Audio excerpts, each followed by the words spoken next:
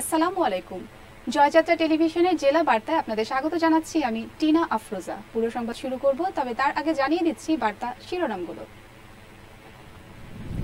Major Sinha হত্যা মামলায় অভিযুক্ত আসামি বরখাস্ত ওসি প্রদীপের আরও একদিনের রিমান্ড মঞ্জুর, এলাকাবাসীর মানববন্ধন। চাঁদপুরের মতলব উত্তরে গজরা এলাকায় সড়ক দুর্ঘটনায় মোটরসাইকেল চালক সহ 2 জনের মৃত্যু। এবং জামালপুরের ইসলামপুরে যমুনা নদীর তীর সংরক্ষণ রক্ষা বাঁধের 60 মিটার অংশ ধস, আতঙ্কে বাঁধ সংলগ্ন বাসিন্দারা।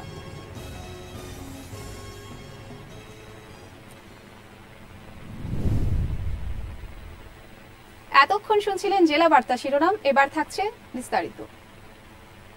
অবসরপ্রাপ্ত মেজর সিনহা মোহাম্মদ রাশেদ হত্যা মামলায় অভিযুক্ত আসামি বরখাস্ত ওসি প্রদীপ কুমার দাসের আরও একদিনের রিমান্ড মঞ্জুর করেছে আদালত। কক্সবাজার সহকর্মী মোহাম্মদ ফরিদ জানান, রিমান্ড আবেদনের প্রেক্ষিতে কক্সবাজারের জ্যেষ্ঠ বিচারিক হাকিম তামান্না ফারাহ এ আদেশ দেন। বিষয়টি নিশ্চিত করেছেন মামলার তদন্তকারী কর্মকর্তা এএসপি খায়রুল ইসলাম। তিনি জানান, আমরা একদিনের রিমান্ড চেয়েছিলাম, আদালত একদিনের রিমান্ড মঞ্জুর করেছেন। তৃতীয় দফায় 3 দিনের রিমান্ড শেষে আজ দুপুর 1:50 ওসি প্রদীপকে আদালতে নিয়ে আসা হয়। এর আগে কক্সবাজার সদর হাসপাতালে তার স্বাস্থ্য পরীক্ষা করা হয়েছে। এদিকে মেজর অবসরপ্রাপ্ত সিনহা মোহাম্মদ রাশেদ খান হত্যাকাণ্ডে জড়িত পুলিশ সদস্যদের দৃষ্টান্তমূলক শাস্তির দাবিতে কক্সবাজারে মানববন্ধন কর্মসূচি পালন করা হয়েছে। কক্সবাজার জেলা প্রশাসকের কার্যালয়ের সামনে কক্সবাজারে নির্যাতিত জনগণ সহ কয়েকটি মানবাধিকার ও সামাজিক সংগঠনের ব্যানারে এই মানববন্ধন অনুষ্ঠিত হয়। কক্সবাজার থেকে সহকর্মী মোহাম্মদ ফরিদ জানান, মানববন্ধনে কক্সবাজার জেলার টেকনাফ ও উখিয়ায় বরখাস্ত হওয়া ওসি প্রদীপ সহ পুলিশের বন্দুক যুদ্ধে নিহত হওয়া পরিবারের সদস্য ও ওসি প্রদীপ সহ অন্যান্য পুলিশের নির্যাতনের শিকার ব্যক্তিরা অংশ নেন।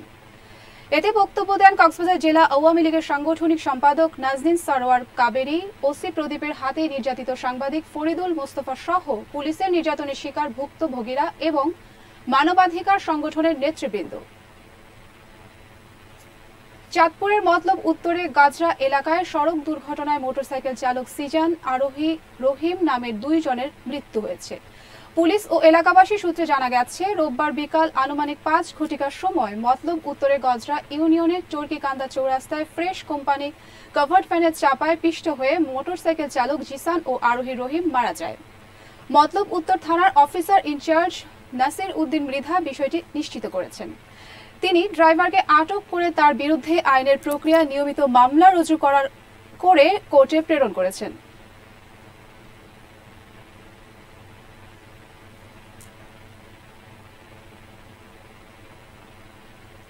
প্রচণ্ড নাব্যতার সংকটে শিমুলিয়া কাঁঠালবাড়ি নৌরুটে ফেরি চলাচল অব্যাহত রয়েছে।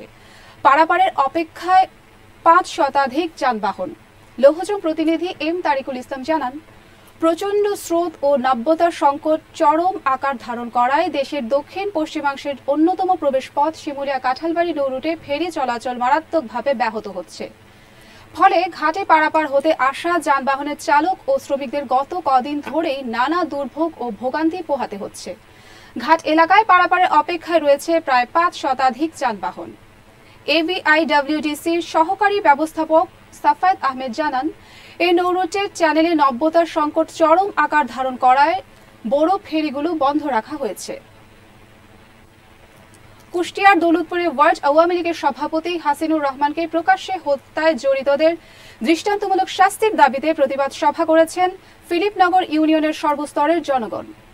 কুষ্টিয়ার দৌলতপুর সহকর্মী আব্দুল আলিম সাচ্চু জানান, রবিবার বিকেলে ফিলিপনগরের দারোগার মোড়ে আয়োজিত প্রতিবাদ সভায় বীর মুক্তিযোদ্ধা হায়দার আলীর সভাপতিত্বে বক্তব্য রাখেন স্থানীয় সংসদ সদস্য অ্যাডভোকেট সারোয়ার জাহান বাদশাহ, নিহত হাসিনুরের বড় ভাই সাবেক সেনা কর্মকর্তা হাবিবুর রহমান সহ বিভিন্ন ইউনিয়নের চেয়ারম্যান ও রাজনৈতিক ব্যক্তিবর্গ। গত শনিবার সকালে নিজ এলাকায় জনসম্মুখে নৃশংসভাবে কুপিয়ে হত্যা করা হয় হাসিনুরকে। সভায় বক্তারা এই হত্যাকাণ্ডের সাথে জড়িতদের দৃষ্টান্তমূলক শাস্তির জোর দাবি জানায়। ব্রাহ্মণবাড়িয়া জেলার কসবা উপজেলার 10 নং বাইক ইউনিয়নের শিক্ষানুরাগী ও সফল চেয়ারম্যান আল মামুন ভুইয়া, তিনি নির্বাচিত হওয়ার পর থেকে এলাকার মানুষের পাশে থাকেন সর্বদাই। সকল শ্রেণীর মানুষের দুঃখ দুর্দশায় থাকেন অবিচল। কি দিন কি রাত তার এই পথ চলা যেন চলছে দুর্বার গতিতে। এমন একজন জনপ্রতিনিধি অভিভাবক পেয়ে খুশি এলাকার সর্বসাধারণ। জয়যাত্রা টেলিভিশনকে শুভেচ্ছা ও ধন্যবাদ জানিয়ে 10 নং বাইক ইউনিয়নের চেয়ারম্যান আল মামুন ভূঁইয়া জানান, আমি সারা জীবন যেন আমার জন্মভূমি এই এলাকার মানুষের পাশে থাকতে পারি সেই আশা করছি এবং সর্বসাধারণের সকলকে আমার পাশে থাকার আহ্বান জানাচ্ছি। আমি আল মামুন ভূঁইয়া, চেয়ারম্যান 10 নং বাইক ইউনিয়ন পরিষদ ও প্রধান শিক্ষক সাহেবের আলোচ্য বিদ্যালয়। আমি 2016 সালের শেষার্ধে বাইক ইউনিয়নের আওয়ামী লীগ কর্তৃক নৌকামাশা প্রতীকে চেয়ারম্যান নির্বাচিত হয়ে মাননীয় আইন বিচার ও সংসদ সদস্য জনাব অ্যাডভোকেট আনিসুল হক, মাননীয় আইনমন্ত্রী সাহেবের অনুপ্রেরণায় এবং আমাদের উপজেলা চেয়ারম্যান রাশেদুল কাউসার ভূঁইয়ার দিক নির্দেশনায় আমি এই বাইক ইউনিয়নের বিভিন্ন উন্নয়নমূলক কাজে অংশগ্রহণ করি। এর মধ্যে বাইক ইউনিয়নের প্রায় ঘরে ঘরে বিদ্যুতের কাজ সম্পূর্ণ হয়েছে। 100% বিদ্যুতের কাজ এখানে সমাপ্ত। মাননীয় আইনমন্ত্রী সাহেব প্রত্যন্ত অঞ্চল ঘুরে এখানে সম্পূর্ণ বিদ্যুতায়নের ব্যবস্থা করেছেন। এছাড়াও আমার এই দীর্ঘ 4 বছরের চেয়ারম্যান চলাকালীন সময়ে এলাকার বিভিন্ন রাস্তাঘাট পিচের কাজ সম্পূর্ণ, কিছু আংশিক কাজ বাকি আছে, সেগুলিও উন্নয়নের পথে রয়েছে। আমাদের মন্ত্রী মহোদয় খুবই ভালো মানুষ, উনি আমরা যেইভাবে মোটামুটি এগুলি দিই সেগুলি কাজ করে দেন, ইনশাল্লাহ আমাদের কাজের কোনো ব্যাঘাত সৃষ্টি হয় না। আর ওনার মতো একজন মন্ত্রী পেয়ে আমরা ইউনিয়ন পরিষদ তথা সমস্ত কাজগুলি করতে আমাদের খুবই সুবিধা। অর্থাৎ উনি খোঁজখবর নেন, সামান্য বৃষ্টি হলে সে নিজেই ফোন করে জানেন যে কি অবস্থা। আমরা কিছুদিন আগে যে বন্যা হলো, এর আগেই মন্ত্রী মহোদয় খোঁজখবর জানিয়েছেন। আমরা সবসময় এই কসবাবাসী মন্ত্রী মহোদয়ের কারণে আমরা একটা ভালো পরিবেশে পেয়েছি এবং ওনার মাধ্যমে আমরা সে কাজ করতে সমর্থ হই ইনশাআল্লাহ। রংপুরের মিঠাপুকুরের 1 মাস ধরে স্বামীর বাড়ি থেকে গৃহবধূ হোসনে আরা বেগম নিখোঁজ রয়েছেন। ঘটনার পর স্বামীর বাড়ির লোকজন ঘরে তালা লাগিয়ে পালিয়েছেন। রংপুর জেলা প্রতিনিধি নুরুন নবী নুরু জানান, গৃহবধূ হোসনে আরার স্বজনরা দাবি করেছেন তাকে হত্যা করে তার লাশ পুঁতে ফেলা হয়েছে। বলেন, গৃহবধূর বাবা এ ঘটনায় মিঠাপুকুর থানায় অভিযোগ করেছেন। বালুয়া মাসিমপুর ইউনিয়ন পরিষদের চেয়ারম্যান মইনুল হক বলেন, বিষয়টি শোনার পর মেয়ের বাবাকে থানায় লিখিত অভিযোগ দেওয়ার পরামর্শ দিয়েছেন। মিঠাপুকুর থানার ওসি আমিরুজ্জামান বলেন, অভিযোগ পেয়ে ঘটনাস্থলে পুলিশ পাঠানো হয়েছে বলে বিষয়টি তদন্তপূর্বক আইনানুগ ব্যবস্থা নেওয়া হবে।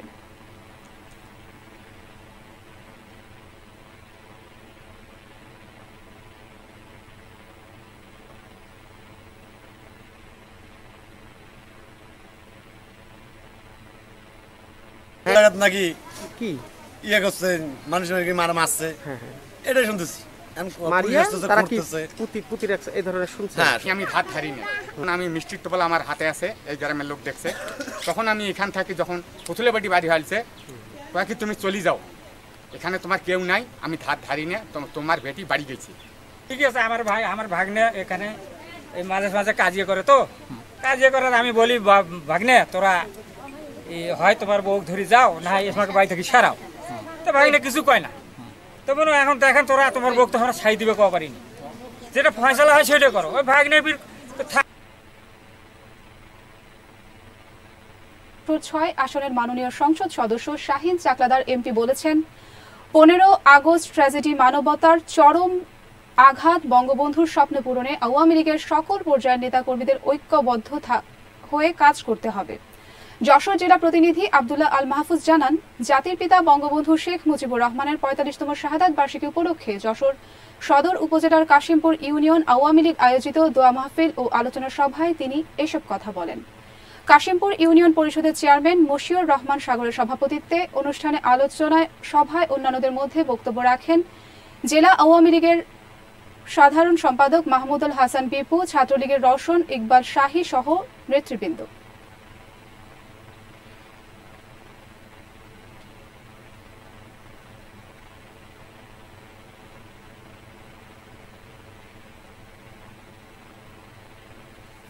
কুড়িগ্রামের চিলমারিতে কল ফর হিউম্যানিটির অর্থায়নে ব্রিফ বাংলাদেশের ব্যবস্থাপনায় স্বেচ্ছাসেবক ফাউন্ডেশন এর সহযোগিতায় ত্রাণ বিতরণ অনুষ্ঠিত হয়েছে। কুড়িগ্রাম চিলমারি প্রতিনিধি এস.এ. মণ্ডল সবুজ জানান, কল ফর হিউম্যানিটির অর্থায়নে ব্রিফ বাংলাদেশের ব্যবস্থাপনায় বাংলাদেশের স্বেচ্ছাসেবক ফাউন্ডেশনের চিলমারি উপজেলার সহযোগিতায় কুড়িগ্রামের চিলমারিতে 216টি পরিবারের মাঝে খাদ্য সামগ্রী বিতরণ করা হয়। বাংলাদেশ স্বেচ্ছাসেবক ফাউন্ডেশন চিলমারি উপজেলার প্রধান মোহাম্মদ রবিউল ইসলামের সভাপতিত্বে ত্রাণ কার্যক্রমের উদ্বোধন করেন চিলমারি উপজেলার চেয়ারম্যান জনাব শওকত আলী সরকার বীর বিক্রম, ব্রিফ বাংলাদেশের নির্বাহী পরিচালক জনাব শাহ আহসান হাবিব, বাংলাদেশ স্বেচ্ছাসেবক ফাউন্ডেশনের সহজেলা ও উপজেলার সকল স্বেচ্ছাসেবকবৃন্দ।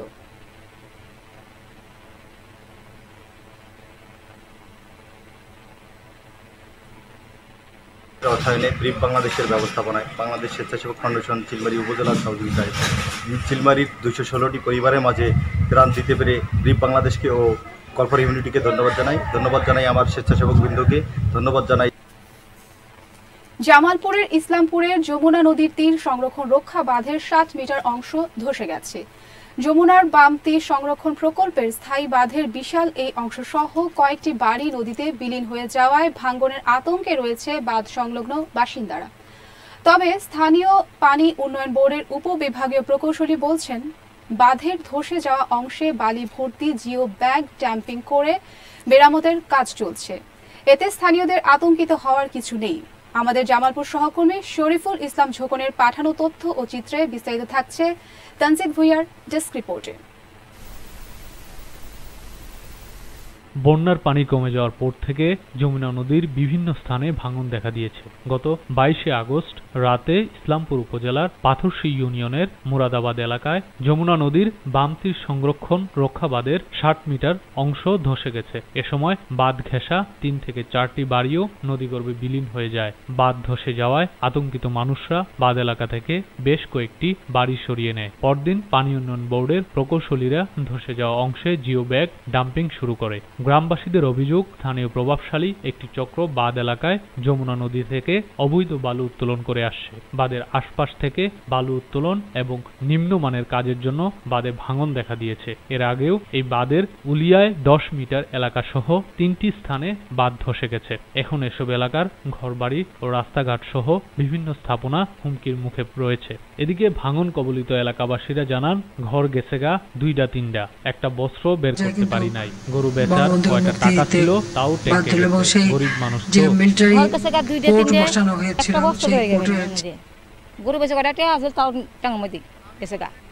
তো এই পাইলিংটা যেভাবে হওয়ার কথা এইভাবে কাজ হয় নাই। বস্তা মনে করেন যদি আসে 50,000 ফেলে 10,000 আর 10,000 উধাও হয়ে যায়। এই জন্য এই নদীটা ভাঙছে। এই পাইলিং যেভাবে হওয়ার কথা ওইভাবে কাজ হয়নি। বস্তা মনে করেন দুদিন আসে 15,000 ফেলে 10,000 বা 15,000 আর 15,000 মনে করেন উধাও হয়ে যায়। ওই জন্য এই নদীটা ভাঙতে আছে। এই পাইলিংটা আঙ্গুরে মজবুত করে দেবো যাতে যেন আর না ভাঙে, এটাই আঙ্গুর আবেদন, আর কিছু না। পানি উন্নয়ন বোর্ডের উপবিভাগীয় প্রকৌশলী জানান, বাঁধ রক্ষায় বালিভর্তি জিও ব্যাগ ডাম্পিং এর কাজ শুরু করা হয়েছে। এতে ভাঙন রোধ হবে। এ নিয়ে স্থানীয়দের মধ্যে আতঙ্কিত হওয়ার কিছু নেই বলে জানান তিনি। প্রকৌশলী আরো বলেন, এলাকার লোকজনকে আমি আশ্বস্ত করতে চাই তাদের কোনো ক্ষয়ক্ষতি হবে না। আমরা আগামী 3 দিনের ভিতর মেরামত করতে পারবো ইনশাআল্লাহ। গতকালকে থেকে আমরা আমাদের স্টকপাইল থেকে মেরামত কার্যক্রম শুরু করেছি। আশা করি আগামী 3 দিনের ভিতরে সেটা আমরা মেরামত করে ফেলতে পারবো। এলাকার লোকজনের কাছে আমি আশ্বস্ত করতে চাই যে ওনাদের কোনো ধরনের ক্ষয়ক্ষতি হবে না। আমরা আগামী 3 দিনের ভিতরে সেটা মেরামত করে ফেলতে পারবো। যমুনার ভয়াবহ ভাঙন রোধে জেলার দেওয়ানগঞ্জ উপজেলার ফুটানি বাজার থেকে ইসলামপুর উপজেলার উলিয়া পর্যন্ত এবং সরিষাবাড়ির পিংনায় প্রায় 500 কোটি টাকা ব্যয়ে যমুনা নদীর বাম তীর রক্ষা প্রকল্প বাঁধ বাস্তবায়ন করে পানি উন্নয়ন board. Tanzid Bhuiyan, news desk, Joyjatra television. প্রিয় দর্শক, বিটিভির সৌজন্যে এখন আমরা চলে যাচ্ছি মাননীয় প্রধানমন্ত্রীর সরাসরি ভাষণে। কি বলতে হবে আমি জানি, তোমরা যাও, তোমাদের কাজ তোমরা করো। আমাদের সিরাজুল আলম খান এবং আব্দুল রাজ্জাক সহ তোফাল ভাই অনেকেই সেখানে ছিল। সবচেয়ে বেশি লাফাত ছিল সিরাজুল আলম খান, তাকেই বঙ্গবন্ধু এই কথাটা বলেছিলেন। কাজী তিনি জানতেন তাকে কী করতে হবে। এবং সেই সময় আমার মা যখন মিটিংয়ে যাবেন খাবার টাবার দিয়ে তিনি আলাদা একদম সব, যখন কোনো গুরুত্বপূর্ণ মিটিংয়ে যেতেন আমার মা কিন্তু আমার আব্বাকে সম্পূর্ণ সকলের কাছ থেকে আসলে আলাদা করে নিতেন। নিজে ঘরে নিয়ে গেলেন, আমি পাশে পাতার কাছে বসে আস্তে আস্তে মাথায় হাত বুলিয়ে দিচ্ছিলাম, আর মা মোড়াটা টেনে বসলেন পাশে। শুধু বললেন যে তোমার মনে যে কথা আসবে তুমি সেই কথা বলবা, কারণ সারা জীবন সংগ্রাম তুমি করেছো, তুমি জানো কি বলতে হবে, কে কি বললো সে কথা কোনো শোনার কোনো দরকার নেই।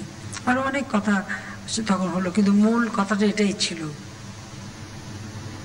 7ই মার্চের ভাষণ, সেই ভাষণটা কোনো লিখিত নাই, কোনো নোট নাই, কিছু নাই, কিন্তু সেই ভাষণটাকে যদি আমরা পর্যালোচনা করি, বাঙালির বঞ্চনার ইতিহাস যেমন তিনি বলেছেন, আত্মত্যাগের ইতিহাস বলেছেন, অত্যাচার নির্যাতনের ইতিহাস বলেছেন, এবং ভবিষ্যতে কি করণীয়, অর্থাৎ গেরিলা যুদ্ধ করতে হলে কি কি করতে হবে সেই নির্দেশনা যেমন তিনি দিয়েছেন, এবং ভবিষ্যতে বাংলাদেশ কেমন হবে তাও তিনি বলে গিয়েছিলেন।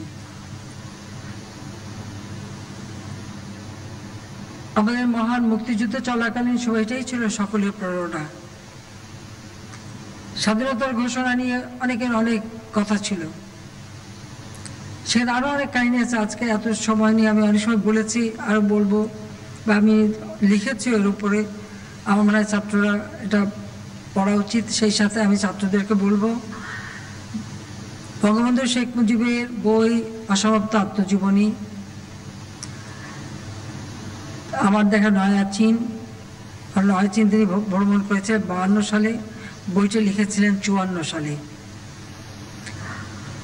আর তারপরে কারাগারে রোজ নামচা, এই বইগুলি পড়লে পরে কতই বা বয়স তার তখন, কিন্তু সেই বয়সে সেই 52 সালে তিনি চীন দেখতে গেছেন, চীনের কি না দেখেছেন, কিভাবে তিনি ব্যাখ্যা করেছেন প্রত্যেকটা ক্ষেত্রে, ঠিক সেইভাবে অসমাপ্ত আত্মজীবনীতে যে ইতিহাসটা আমরা পাই। পাশাপাশি কারাগারের রোজ নামচাটা সম্পূর্ণ 66 সাল থেকে 68 সাল, 6 দফার দেওয়ার পরের ঘটনাগুলি। আর সেই সাথে আরেকটি বিষয় আমি আনন্দিত যে আমাদের ছাত্রলীগের নেতা সাধারণ সম্পাদক এটা উল্লেখ করেছে এবং সভাপতি তারা দেখেছে যে বঙ্গবন্ধু শেখ মুজিবের বিরুদ্ধে পাকিস্তানি গোয়েন্দা সংস্থার যে রিপোর্ট, আমি অনেক নেতার রিপোর্ট খুঁজেছি, হয়তো পাতলা একটা ফাইল আর বেশি না, কিন্তু এখানে 48টা ফাইল, মানে 48 খণ্ড 46টা ফাইল আমি পেয়েছি, 40,000-এর মতো পাতা।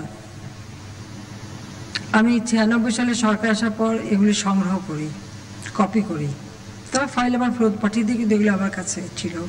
আমি আমার বান্ধবী বেবি মতো দীর্ঘদিন এর উপরে কাজ করি এবং সেগুলি এখন আমরা প্রকাশ করছি। পৃথিবীর ইতিহাসে বোধ হয় কখনো কোনো নেতার বিরুদ্ধে কোনো গোয়েন্দা সংস্থার রিপোর্ট কখনো কেউ প্রকাশ করেনি, কিন্তু আমি যেটা দেখলাম যে এই রিপোর্টটা শুধু ওনার বিরুদ্ধে রিপোর্ট, কিন্তু এই বিরুদ্ধে রিপোর্টের মধ্য দিয়ে কিন্তু আমরা আমাদের ইতিহাসের সত্যকে খুঁজে বের করতে পারি। তার কারণ হলো যেভাবে বঙ্গবন্ধু শেখ মুজিবের নাম বাংলাদেশের ইতিহাস থেকে মুছে ফেলা হয়েছে, ভাষা আন্দোলনে তার অবদান সেটা মুছে দেওয়া হয়েছিল, এদেশের স্বাধীনতা আন্দোলন, মহান মুক্তিযুদ্ধ, মুক্তিযুদ্ধের বিজয়, সব কিছু থেকে তার নাম শুধু মোছেনি। 7ই মার্চের ভাষণ, যে ভাষণ আজকে সারা বিশ্বে মানে আন্তর্জাতিক প্রামাণ্য দলিলে স্থান পেয়েছে বিশ্বের সর্বশ্রেষ্ঠ ভাষণ হিসেবে, সেই ভাষণও বাংলাদেশে একসময় নিষিদ্ধ করা হয়েছিল। এটাই হচ্ছে আমাদের জাতি হিসেবে দুর্ভাগ্য। পৃথিবীর বহু নেতার ভাষণ সবগুলি কিন্তু লেখা এবং তৈরি করা, আর এই ভাষণটা তিনি সম্পূর্ণ নিজে দাঁড়িয়ে বলেছেন। আচ্ছা, সেই ভাষণ বাঙালি আমাদের প্রজন্মের পর প্রজন্ম এক সময় জানতে পারি, শুনতেও পারিনি।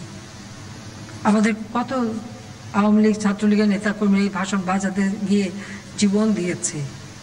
জয়লকালের ভিপি ছিল আমাদের চূর্ণ, তাকে তো মেরেই ফেলে দিল খালেদা জিয়া শুধু এই ভাষণটা বাজানোর দায়। কাজে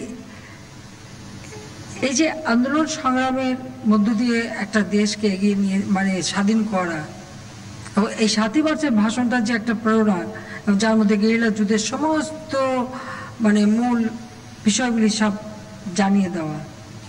এবং এরপর 25শে মার্চ যখন পাকিস্তান হানাদার বাহিনী আমাদের আক্রমণ করলো নিরস্ত্র বাঙালির উপর, ঠিক তারপরেই কিন্তু জাতির পিতা স্বাধীনতার ঘোষণাটা প্রচার করা হয়।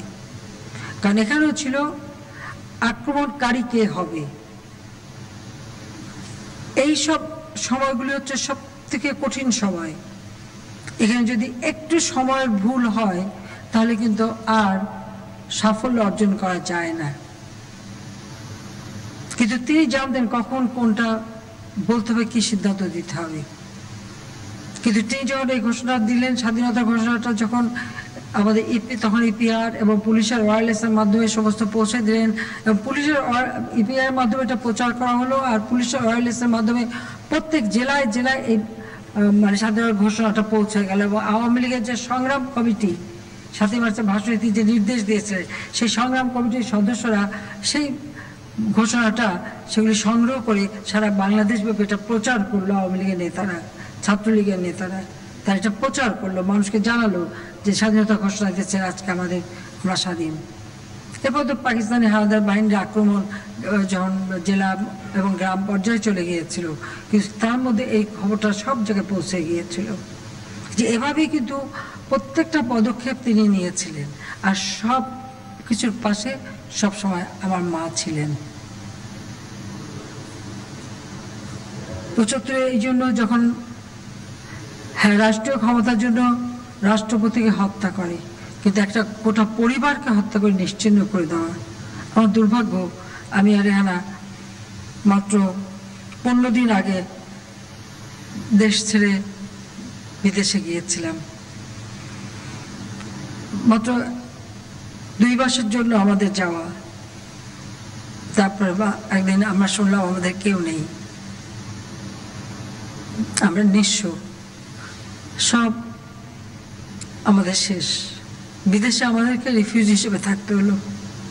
6টা বছর পর আমি যখন আওয়ামী লীগ আমাকে সভাপতি নির্বাচিত করলো, আমি ফিরে এলাম। অনেক বাধা অতিক্রম করে আসতে হয়েছে। আমি আসার পরে জিয়াউর রহমান কিন্তু আমাকে 32 নম্বরে ঢুকতে দেয়নি। আমি যে 32 নম্বরে মিলাদ পড়বো বা দোয়া করবো সেটাও দেয়নি, তালা চাবি দেওয়া হয়েছিল। কিন্তু এই 15 আগস্টের হত্যাকাণ্ড, সেই সাথে সাথে কিন্তু মানে মিথ্যা বানোয়াট কুৎসা রটনা, নানা ধরনের কথা। এবং আমরা কি দেখলাম, স্বাধীনতা বিরোধী যারা, পরাজিত শক্তি যারা, পাকিস্তানিদের দোসর যারা ছিল, আল বদর রাজাকার যারা বানিয়েছিল, তারাই কিন্তু ক্ষমতায় আসলো। আর বেঈমান মুনাফিকি করলো খন্দকার মোস্তাক রাষ্ট্রপতি হওয়ার লোভে, আর জিয়াউর রহমান তার দোসর কর্নেল ফারুক রশিদ তাদের মানে আসল তাদের হাতের লোক, যাদের মাধ্যমে এই ঘটনা 15 আগস্ট ঘটানো হলো। কর্নেল ফারুক আজকে বিএনপি যতই গলাবাজি করুক, সত্যকে তারা চাপা দেবে কিভাবে? কর্নেল ফারুক আর রশিদ বিবিসির অ্যান্থনি মাসকারনাহাসের সাথে যে ইন্টারভিউ দেয়, সেখানে তারা নিজেরাই বলছে যে জিয়া তাদের সাথে ছিল, জিয়া তাদেরকে এগিয়ে যেতে বলছে, জিয়া তাদেরকে সব রকম সহযোগিতা করেছে। কাজে বিএনপি এখন এটা অস্বীকার করতে পারে না। এটা তো যারা খুনি তাদের মুখেরই কথা। যেমন পরবর্তীতে আরো অন্যান্য খুনিদের তারা যে বিভিন্ন জবানবন্দিতে পেয়েছেন যে কিভাবে জিয়া তাদের সাথে ছিল। এবং এটা তো আরো স্পষ্ট যে খন্দকার মোস্তাক রাষ্ট্রপতি হলো একেবারে সম্পূর্ণ ইলিগালি, মানে অবৈধভাবে, আবার জিয়ারে বানানো সেনাপ্রধান। তো বেঈমানরা কখনো বেশি দিন থাকতে পারে না। মোস্তাককে যখন বিদায় নিতে হলো, আর জিয়ার হাতে কারাগারে 4 নেতা হত্যা হলো, এবং আমাদের যে মুক্তিযোদ্ধা যত অফিসার ছিল সেনাবাহিনীতে, আমাদের ব্রিগেডিয়ার হুদা, হায়দার, খালিদ মোশাররফ থেকে শুরু করে সমস্ত যারা মুক্তিযুদ্ধে তাদের এক একটা অবদান ছিল, এক এক করে জিয়াউর রহমান সবাইকে হত্যা করেছে। ছাত্র সমাজের হাতে অস্ত্র তুলে দিয়েছে, মেধাবী ছাত্র এক হাতে পুরস্কার দিয়েছে, আর এক হাতে অস্ত্র অর্থ তুলে দিয়েছে, তাদেরকে ব্যবহার করেছে, তাদেরকে বিভিন্নভাবে সেই হজে নেওয়ার জন্য বঙ্গবন্ধু কিনলেন জাহাজ কি হিজবুল বাহার, আর সেই জাহাজে প্রমোত্তরী হিসেবে ব্যবহার করলো জিয়াউর রহমান, আমাদের ছাত্রছাত্রীদের নিয়ে সেখানে প্রমোত্তরী করলো। এইভাবে ছাত্র সমাজকে পর্যন্ত ধ্বংস করেছে। বহু মেধাবী ছাত্র তাদের হাতে অস্ত্র অর্থ দিয়ে তাদেরকে বিপদে ঠেলে দিয়েছে। একটা জাতিকে ধ্বংস করার যা যা করার তাই করে গিয়েছিল। ঠিক একই চিত্র আমরা দেখেছি খালেদা জিয়া। সে ধমক দিল ছাত্র দলে আওয়ামী লীগকে সোজা করতে নাকি যথেষ্ট। আর আমরা ছাত্রলীগের হাতে তুলে দিয়েছিলাম আমি খাতা কলম যে না, ছাত্রদেরকে পড়াশোনা করতে হবে, মহাসম্মত মানুষ হতে হবে, স্বাধীন বাংলাদেশের উপযুক্ত নাগরিক হয়ে নিজেদের গড়ে উঠতে হবে। তো বাংলাদেশের ইতিহাসটাই হচ্ছে একটা রক্তাক্ত ঘটনার মধ্য দিয়ে। বাংলাদেশে ৭৫ সালের পর ১৮-১৯ বার কু হলো, আর যতবার কু হয়েছে সেনাবাহিনীর হাজার হাজার সৈনিক এবং অফিসারদের নির্বিচারে হত্যা করা হয়েছে। কেউ প্রতিবাদ করেনি, বরং জিয়ার প্রশংসা পঞ্চমুখ। আর এটাই নাকি গণতন্ত্র। আমাদের ছাত্রলীগের মফিজ বাবু, ঢাকা সিটি ছাত্রলীগ, নারায়ণগঞ্জের মামুন, আমাদের যুব নেতা মৌলভী সৈয়দ, চট্টগ্রামের যুবলীগের নেতা ফজলুর রহমান পটল, বগুড়া, এরকম বহু নেতাকর্মী সারা বাংলাদেশে খুঁজে খুঁজে, তারা সবাই মুক্তিযোদ্ধা, তারপর তাদেরকে নির্মমভাবে হত্যা করেছে, লাশ গুম করেছে। মফিজ বাবু এদের লাশ তার পরিবার কোনোদিন পায়নি। গুম খুনের কথা যারা বলে তাদের প্রশ্ন যে এই গুম খুনটা শুরু করেছে কে? এটা জিয়াউর রহমানই শুরু করেছে। সেনাবাহিনীর অফিসাররা ছুটিতে ছিল, চলে আসতে তাদেরকে মেরে ফেলে দিয়েছে, তাদের পরিবার লাশও পায়নি। সাধারণ সৈনিক তাদেরকে হত্যা করেছে, তাদের পরিবার লাশ পায়নি। তারাও চাকরি করেছে, আর কিচ্ছু পায়নি, মানবিত জীবন যাপন করেছে তারা। এইভাবে সারা দেশকে তারা রক্তাক্ত করেছে শুধু ক্ষমতাকে নিষ্কণ্ঠ করবার জন্য। আর তার একই চরিত্র দেখি খালেদা জিয়ার, একের পর এক রকম হত্যাকাণ্ড। অপারেশন ক্লিন হার্টের নামে কত মানুষকে হত্যা, এবং সেখানে ইন্ডেমনিটি। বঙ্গবন্ধুর হত্যাকারীদের ইন্ডেমনিটি দিয়ে গিয়েছিল জিয়াউর রহমান এবং পুরস্কৃত করেছিল। আর খালেদা জিয়া 2001 সালে ক্ষমতায় এসেই অপারেশন ক্লিন হার্টের নামে যাদেরকে দিয়ে এরকম মানুষ হত্যা করিয়েছে তাদেরকে আবার ইন্ডেমনিটি দিয়েছে, পুরস্কৃত করেছে। কাজে এদের জিয়ার স্ত্রী, জিয়ার ছেলে সবগুলিই হচ্ছে তাদের হাতে রক্তের দাগ, এবং তারা এভাবেই রাজনীতি করেছে। শিক্ষা দীক্ষা তো নাই, শুধু এই গুন্ডামি আর অত্যাচার, এই খুনের রাজত্বই তারা কায়েম করতে চেয়েছিল। তাদের অপকর্ম এটা তো ভাষায় বর্ণনা করা যাবে না। অগ্নি সন্ত্রাসে মানুষকে পুড়িয়ে পুড়িয়ে হত্যা করেছে। আমি এইটুকু বলবো যে এই দেশটাকে আমরা চেয়েছি জাতির পিতার আদর্শ নিয়ে যেন দেশটা এগিয়ে যায়, সেজন্য আমাদের সকল প্রচেষ্টা। আমরা ক্ষমতা আসার পরে আমরা তো প্রতিশোধ দিতে যাইনি, আমরা দেশের উন্নয়নের দিকে নজর দিয়েছি। শিক্ষা দীক্ষা সব দিক থেকে যে জাতি যেন এগিয়ে যায় সেদিকে আমরা নজর দিয়েছি। আমরা দেশকে খাদ্য স্বয়ংসম্পূর্ণ করেছি। 98 সালে যখন প্রথম দেশকে খাদ্য স্বয়ংসম্পূর্ণ করলাম, পার্লামেন্টে খালেদা জিয়া, তার অর্থমন্ত্রী সাইফুর রহমান, তারা বলল খাদ্য স্বয়ংসম্পূর্ণ ভালো না, বিদেশ থেকে সাহায্য পাওয়া যাবে না। তা আমি ওটা বললাম, জাতিপিতা বলেছেন ভিক্ষুক জাতির ইজ্জত থাকে না, তা আমরা ভিক্ষা করে চলতে চাই, নিজের পায়ে দাঁড়াতে চাই। এটা হচ্ছে রাষ্ট্রীয় নীতির ব্যাপার, এবং এটা যে ইচ্ছে করলে পাওয়া যায় সেটা আমরা প্রমাণ করেছি।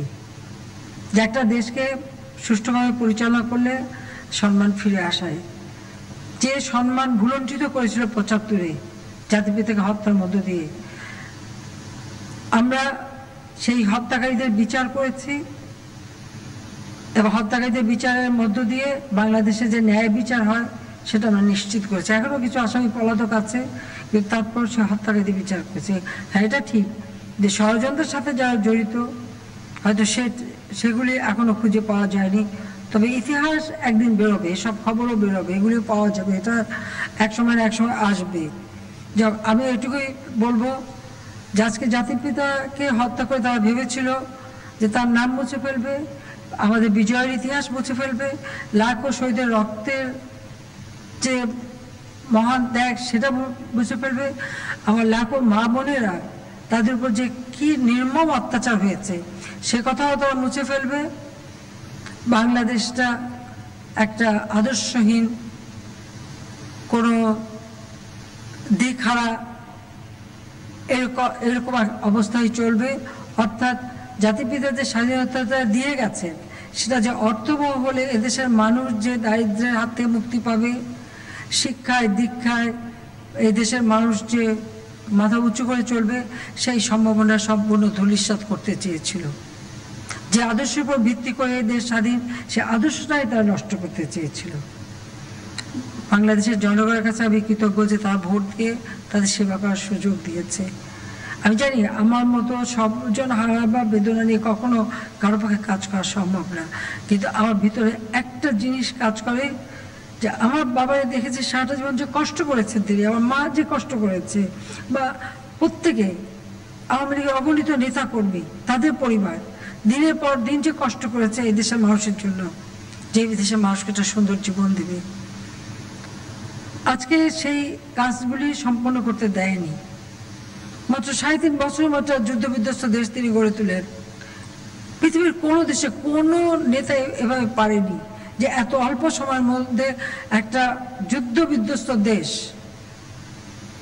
সেই দেশটাকে সেই যুদ্ধের ভয়াবহতা কাটিয়ে উঠে উন্নয়নের দিকে এগিয়ে নিয়ে যায়। সেটা কিন্তু কোনো দেশ পারবে না। বঙ্গবন্ধুর মতো বলিষ্ঠ নেতৃত্ব ছিল বলে এটা সম্ভব হয়েছিল।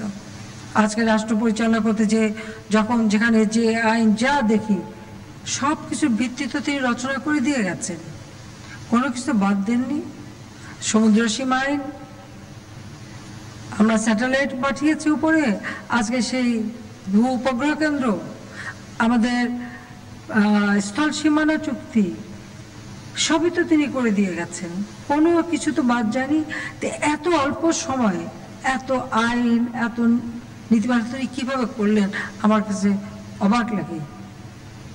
কিন্তু সব কিছু থামাচাপা দেওয়া ছিল। জিয়াউর রহমান ক্ষমতা এসছে, এরশাদ এসছে, খালেদা জিয়া এসছে, ওই সমুদ্র সীমা আইন বা সমুদ্র সীমা আমাদের যে আছে এই অধিকারের কথা কি তারা কখনো বলেছে?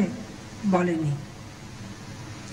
স্থল সীমানা চুক্তি করে দিয়ে গেছে, সেটাকে গোলামী চুক্তি হিসেবে বলা হয়েছে, কিন্তু সেই আমরা স্বাধীন দেশ, আমাদের তো একটা স্থল সীমানা লাগবে, সেটাও তো তারা করেনি।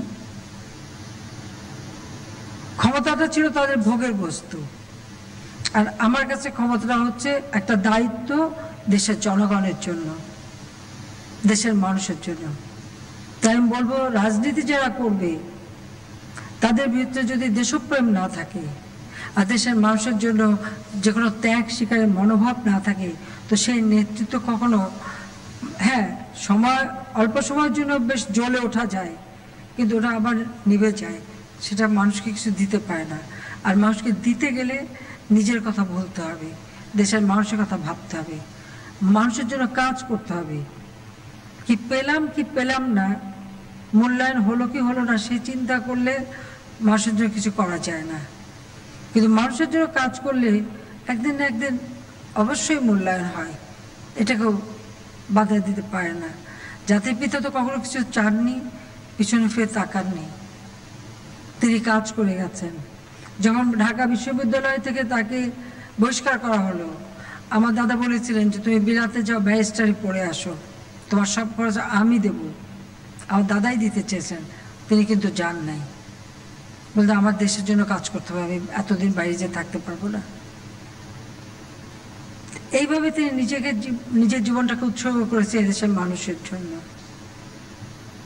অথচ 15 আগস্ট যখন এই হত্যাকাণ্ড ঘটার পর কত মিথ্যা অপবাদ ছড়ানো হয়েছে, আজকে কোথায়? সব মিথ্যা কিন্তু মিথ্যাই রয়ে গেছে, সত্য আজকে উদ্ভাসিত, আজকে দেশে আন্তর্জাতিকভাবে সেই সত্য প্রকাশ হয়েছে।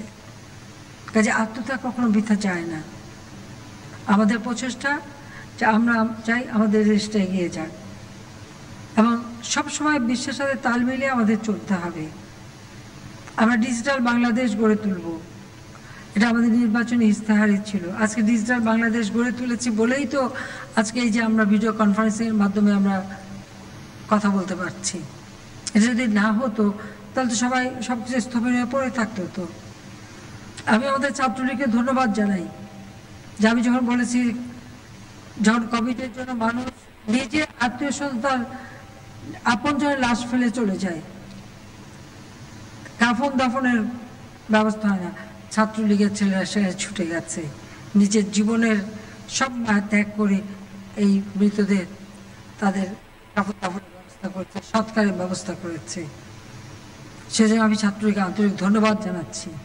যখন আমার কৃষকরা চারিদিকে, যেহেতু আমরা জানি যে এখন লকডাউন, কোথাও যাতায়াত বন্ধ, গাড়ি ঘোড়া বন্ধ, যারা ধান কাটতে যাবে ধান কাটতে যেতে পারে না, আমরা যেমন আয়োজন করেছি সরকারিভাবে ধান কাটতে যাওয়ার সাথে সাথে ছাত্রলীগকে আবার নির্দেশ দিয়েছি যে যেখানে আছে যা যা এলাকা সবাইকে কৃষকের পাশে দাঁড়াতে হবে, ধান কাটতে হবে।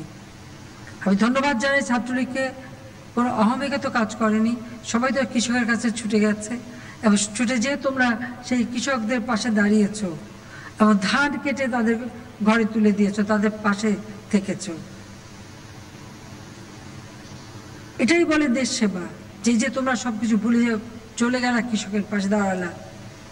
তোমাদের সাথে সাথে পরবর্তীতে আমাদের যুবলীগ গেছে, স্বেচ্ছাসেবক লীগ, কৃষক লীগ, তারাও গেছে, আওয়ামী লীগ তো গেছেই। বন্যার সময় রিলিফের জন্য প্রত্যেকে যার যার সাধ্যমতো রিলিফ পৌঁছে দিয়েছ। করোনার কারণে যারা একেবারে দরিদ্র হাত পাততে পারে তারা একরকম, কিন্তু যারা হাত পাততে পারে না, চাইতে পারে না, তাদের ঘরে ঘরে খাবার পৌঁছে দেওয়া বা তাদের ঘরে পণ্য পৌঁছে দেওয়া, সেটাও আমাদের ছাত্রলীগ তোমরা ভালোভাবে করেছ।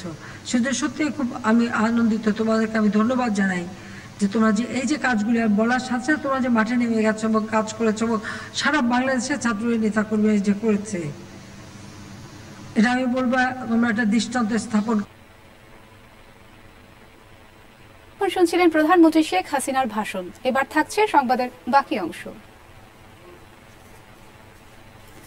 ঝিনাইদহে কোভিড-19 সংক্রান্ত জেলা কমিটির পর্যালোচনা সভা অনুষ্ঠিত হয়েছে।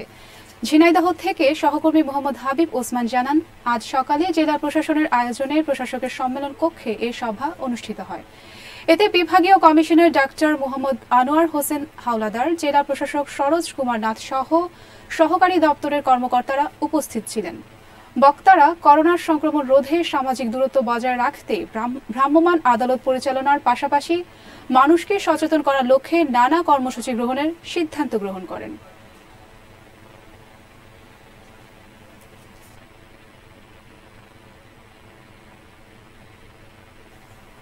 চাঁপাইনবাবগঞ্জের শিবগঞ্জ উপজেলার মির্জাপুর গ্রামে ফরিদ আলী ওরফে ফুরু মিস্ত্রির হত্যার বিচারের দাবিতে মানববন্ধন করেছে এলাকার সর্বস্তরের জনগণ। চাঁপাইনবাবগঞ্জ জেলা প্রতিনিধি মোহাম্মদ সেতাউর রহমান জানান, এ সময় বক্তারা ফুরুর হত্যাকারীদের সর্বোচ্চ শাস্তির দাবি জানান।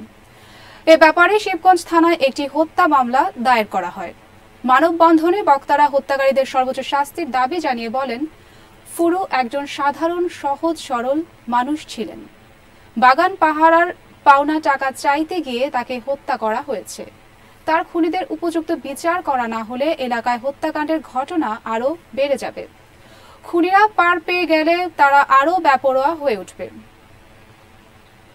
ঝিনাইদহের নদীতে ডুবে এক প্রতিবন্ধী যুবকের মৃত্যু হয়েছে। আজ সকালে কালীগঞ্জ পৌর হেলাই গ্রামের চিত্রা নদীতে ডুবে তার মৃত্যু হয়। ঝিনাইদহ থেকে সহকর্মী মোহাম্মদ হাবিব ওসমান জানান, অসাবধানতা বশত নদীতে পড়ে গিয়ে নিখোঁজ হয় শিশুটি। পুলিশ জানায়, সকালে মানসিক প্রতিবন্ধী যুবক শৌখিন হোসেন বাড়ির পাশ দিয়ে বয়ে যাওয়া চিত্রা নদীর ব্রিজের ওপর বসেছিল। পরে এলাকাবাসীর সহযোগিতায় কালীগঞ্জ দমকল বাহিনীর একটি ইউনিট 1.5 ঘন্টা চেষ্টায় তাকে উদ্ধার করে। সেখান থেকে কালীগঞ্জ উপজেলা স্বাস্থ্য কমপ্লেক্সে নিয়ে গেলে চিকিৎসক তাকে মৃত ঘোষণা করেন। বঙ্গবন্ধু শেখ মুজিবুর রহমানের 45তম শাহাদাত বার্ষিকী উপলক্ষে নারায়ণগঞ্জের সোনারগাঁও উপজেলা আওয়ামী লীগের আহ্বায়ক কমিটির উদ্যোগে সোনারগাঁও উপজেলা চত্বরে বঙ্গবন্ধুর ভাস্কর্যে ফুল দেওয়ার মধ্য দিয়ে শোক র্যালি, দোয়া ও মিলাদ মাহফিল অনুষ্ঠিত হয়েছে। সোনারগাঁও প্রতিনিধি হারুনুর রশিদ জানান, এ সময় উপস্থিত ছিলেন নারায়ণগঞ্জ জেলা আওয়ামী লীগের সাধারণ সম্পাদক আবু হাসনাত শাহিদ বাদল, সোনারগাঁও উপজেলা আওয়ামী লীগের আহ্বায়ক অ্যাডভোকেট শামসুল ইসলাম ভূঁইয়া সহ আরো অনেকে। গাজীপুরের কালিয়াকৈর চন্দ্রা এলাকায় নূর গ্রুপের শ্রমিক ছাঁটাই করার প্রতিবাদে বিক্ষোভ করেছে কারখানার শ্রমিকরা জানায়, গত কয়েকদিন ধরে কারখানার কর্তৃপক্ষ সুইমিং সেকশনের শ্রমিকদের কাছ থেকে বিভিন্ন ভয়ভীতি দেখিয়ে তাদের স্বাক্ষর নিয়ে বের করার অভিযোগ উঠেছে। কারখানায় নিরাপত্তার জন্য পুলিশ মোতায়েন করা হয়েছে। শিল্প পুলিশ গাজীপুর 1 পরিদর্শক রেজাউল করিম রেজা জানান, বিল্লাল নামে এক শ্রমিককে কাজে গাফিলতি করার কারণ দর্শিয়ে নোটিশ দেয় কর্তৃপক্ষ। পরে এই সংবাদ শ্রমিকদের মধ্যে ছড়িয়ে পড়লে কর্মবিরতি পালন করেন।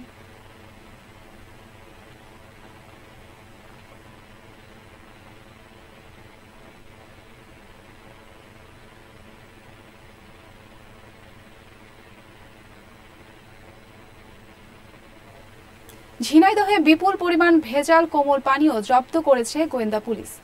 এই ঘটনায় জড়িত থাকার অপরাধে একজনকে আটক করা হয়েছে। ঝিনাইদহ থেকে সহকর্মী মোহাম্মদ হাবিব ওসমান জানান, আজ সকালে মহেশপুর উপজেলার আলামপুর গ্রাম থেকে এসব উদ্ধার করা হয়। পুলিশ জানায়, নামি দামি কোম্পানির মোড়ক ব্যবহার করে একটি চক্র ভেজাল কোমল পানীয় উৎপাদন ও বাজারজাত করছে এমন সংবাদের ভিত্তিতে সকালে ওই এলাকায় অভিযান চালানো হয়। এ সময় একটি বাড়ি থেকে 25 বস্তা কোমল পানীয় জব্দ করা হয়। আটক করা হয় বাবুল হোসেন নামের একজনকে। এ ঘটনায় থানায় মামলার প্রস্তুতি চলছে বলে জানা গেছে।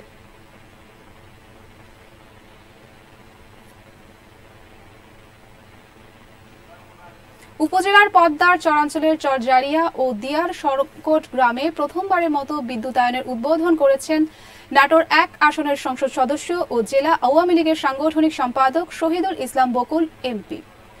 নাটোর সহকর্মী সাকলাইন শুভ জানান, এ সময় সংসদ সদস্য বকুল বলেন, প্রায় 2.25 কোটি টাকা ব্যয়ে নদীর মধ্য দিয়ে খুঁটি পুঁতে 11 কিলোমিটার সরবরাহ লাইন তৈরি করে পদ্মা নদীর দুর্গম চরে বিদ্যুৎ সুবিধার আওতায় আনা হয়েছে, যা এই চরাঞ্চলের লোকজন স্বপ্নেও কল্পনা করেনি। জননেত্রী শেখ হাসিনার নেতৃত্বে উন্নয়নের অগ্রধারায় এগিয়ে চলছে বাংলাদেশ।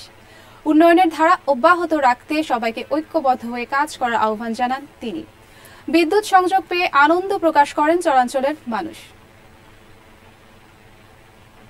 নীলফামারীর সৈয়দপুরের বাজারে কাঁচা মরিচের দামের ঝাঁজ বেড়েছে। কাঁচা বাজারে গেলে দেখা যায় প্রতি কেজি কাঁচা মরিচ 220 টাকা দরে বিক্রি হচ্ছে।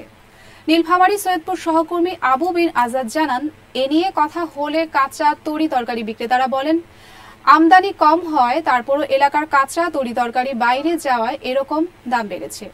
এ সময় দেখা যায় আলু প্রতি কেজি 40 টাকা, করলা 60 টাকা কেজি, পটল 50 টাকা কেজি, টমেটো 120 টাকা কেজি, পেঁয়াজ 45 টাকা কেজি, রসুন 100 টাকা কেজি, আদা 200 টাকা কেজি, ক্ষীরা 40 টাকা কেজি দরে বিক্রি হচ্ছে।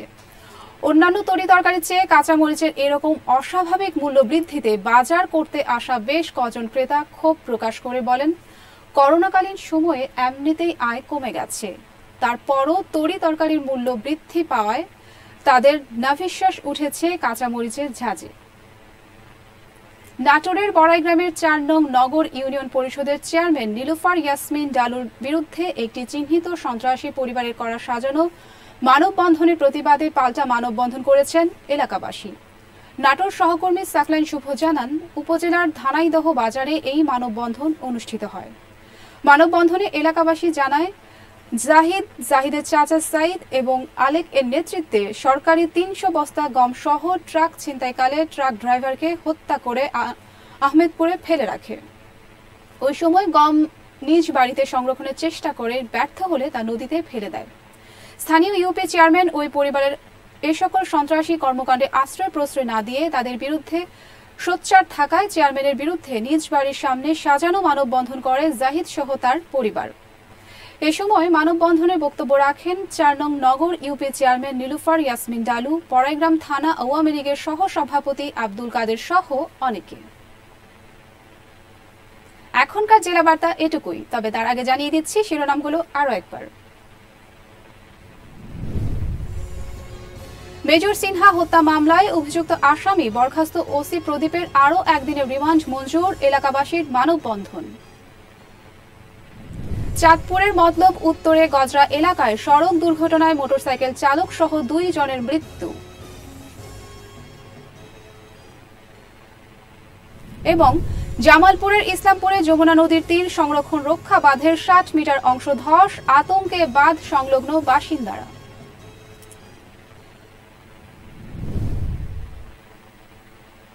এই ছিল জেলা বার্তায়। আমাদের পরবর্তী সংবাদ দেখার আমন্ত্রণ রইল। সারা দেশের সব খবর জানতে চোখ রাখুন জয়যাত্রা টেলিভিশনে। এতক্ষণ আমাদের সঙ্গে থাকার জন্য ধন্যবাদ। আল্লাহ হাফিজ।